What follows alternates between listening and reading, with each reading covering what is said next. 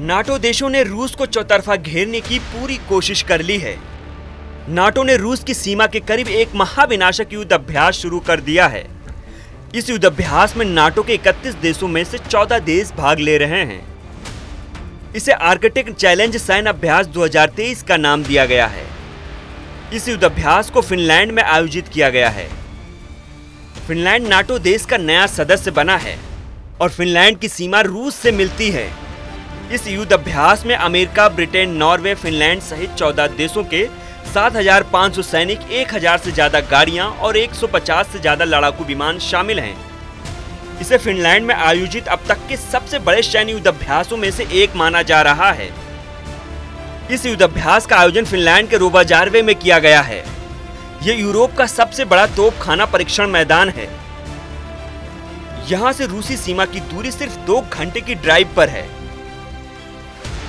Arctic challenge 2023 में हिस्सा ले रहे 10वीं माउंट डिवीजन के अमेरिकी सेना के मेजर जनरल एंडरसन ने कहा कि उनका देश फिनलैंड की रक्षा के लिए तैयार है। फिनलैंड की रक्षा में मदद करने के लिए अमेरिकी सेना नाटो के इस नए सहयोग के साथ ट्रेनिंग ले रहे हैं। नाटो एयर कमांडर के अनुसार इस युद्ध अभ्यास में 14 नाटो सदस्यों और भागीदारी देशों के लगभग 150 विमान अपनी क्षमता का प्रदर्शन करेंगे। स्वीडिश लैंड फोर्सेस के कमांडर मेजर जनरल ने कहा कि हम फिनलैंड की रक्षा का हिस्सा बनना चाहते हैं, इसलिए हम बाकी सहयोगी देशों के साथ योजना बना रहे हैं। बता दें कि स्वीडन और फिनलैंड दोनों देश सैन्य साझेदार हैं। दोनों देशों ने पिछले साल यूक्रेन पर हुए आक्रमण के बाद नाटो सदस्यता के लिए आवेदन किया था। फिनलैंड औपचारिक रूप से 4 अप्रैल को इसी साल नाटो देश में शामिल हो गया, लेकिन तुर्की और हंगरी के विरोध के कारण स्वीडन की सदस्यता रुक गई।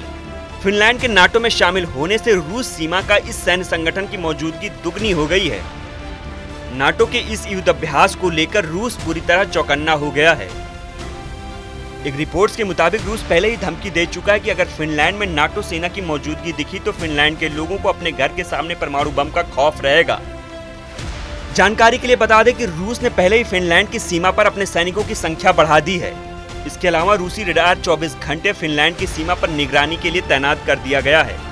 ये रडार फिनलैंड के सैकड़ों किलोमीटर अंदर तक जासूसी करने में सक्षम है। इधर रूस और यूक्रेन में खुलकर जंग हो रही है।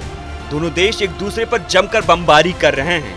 अभी हाल ही में रूस ने यूक्रेन के खुफिया मंत्रालय पर हमला कर दिया था, जिसकी जानकारी खुद राष्ट्रपति व्लादिमीर पुतिन ने दी थी। इस हमले में यूक्रेन पूरी तरह सिहर उठा था। फिलहाल ये युद्ध अभ्यास रूस की नींद उड़ाने के लिए काफी है।